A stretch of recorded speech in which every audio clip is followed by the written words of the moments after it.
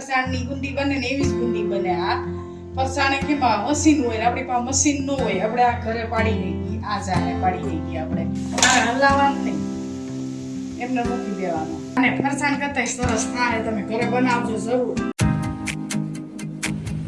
તો hey guys, welcome to a new vlog. જય સ્વામિનારાયણ, જય શ્રી કૃષ્ણ. અને આજે છે ને ગુંદી બનવાની છે. આજ ગુંદી બનવાની, મીઠી ગુંદી બનવાની છે. અને મીઠી ગુંદી બનાવવાની છે.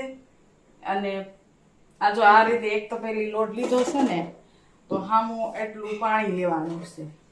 થોડુંક ઓછું લેવાનું, પોણી ભરવાની તપેલી. અને ડોવાનું જેટલું જોઈએ ને એટલું જ એ રીતે શરૂ કરવાનું. બરાબર. ફરસાણમાં ન હોય ને એવી ગુંદી ઘરે બને છે.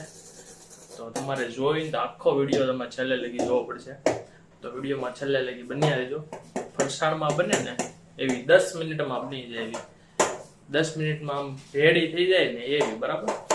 જો લોટ સાળવો પડે ને, લોટ સાળીને જ લેવાય ને. લોટ સાળીને લેવી ને તો સારું એમ. આમાં કઈ હોય કચરું બસરું તો વયા આવે એમ. લોટ સાળ્યા વિના ન ઓલું કરાય. ગમે ઈ તમે બનાવો, લોટ સાળીને જ લેવાય.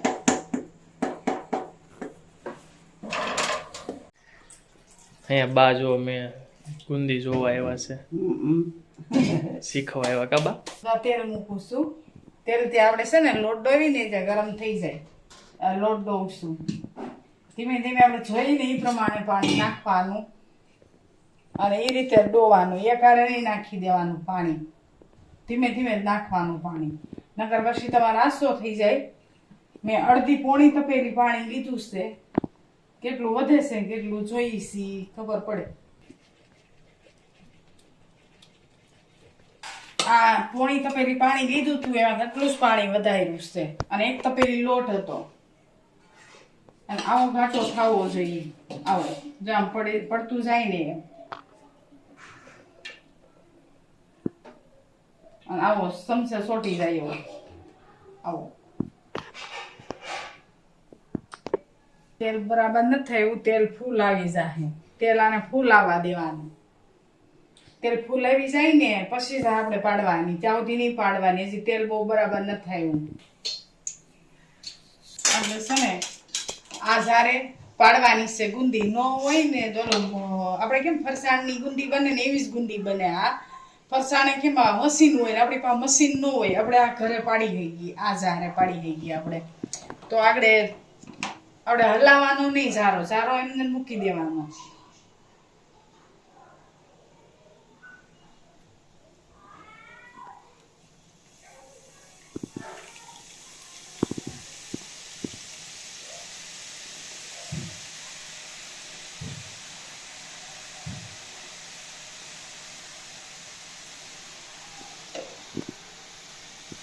એટલો છે ને ઝારો ઊંચો રખાય. એટલે હું કે ભેગી ન પડે. ઓછો રાખીને એટલે આમ અલગ અલગ છૂટી પડે. હલાવવાનું નહીં, એમને મૂકી દેવાનો. તો આ રીતે હોય ને એટલે આમ લૂસી લેવાનું. એટલે આમ બીજી આમ પડે નહીં. આમ લૂસી લેવાનું. કાલે ધોઈ નાખવાનું. ગમે એ કાંઈક કરી નાખવાનું. એટલે છે ને આમ ઓલી આડે આડવી પડે ને એ પડે નહીં, એકદમ ગોળમાં પડે. જવા ફરસાણ જેવી ગુંદી બને ને આને 2 મિનિટ રેવા દેવાની. એટલે થઈ જાય. આમ ખકડી જાય ને, જાઓ અવાજ આવે ને એટલે એમ થઈ ગયું સડી ગઈ એમ. જો આ એક તપેલી લોટ લીધો. અને હવે છે ને આ પોણી તપેલી ખાંડ લીધી છે. એટલે બહુ આપણે ગળું નથી કરવાનું, મીડિયમ કરવાનું છે. જેવું ગળું ખાતા એવું કરાય.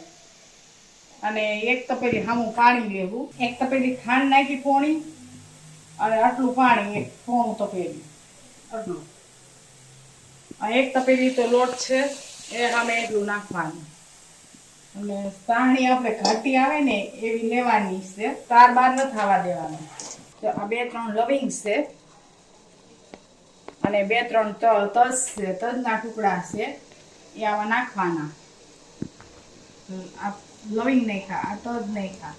આ એલસી પાવડર છે એ આમાં નાખવાથી બહુ સ્વાદ સરસ આવે છે. અને આપણે ઘાટી સાહણી થવા દેવાની છે. હવે સાહણી આવા નથી દેવાની. અને આ કલર છે.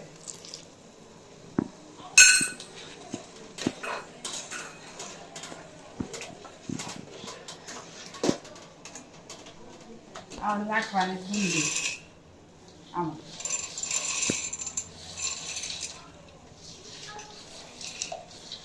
આ ધીમે ધીમે ગુંદી નાખી અને આમાં સાણીમાં પડી રહે ને એમાં સરસ થઈ જાય. અને હવે આમાં દ્રાક્ષ નાખી દે અને કાજુ નાખી દે.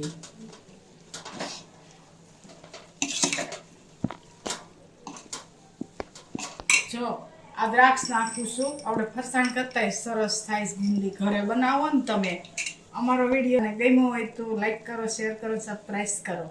જો અને ફરસાણ કરતા સરસ થાય. તમે ઘરે બનાવજો જરૂર. ગુંદી, મીઠી ગુંદી.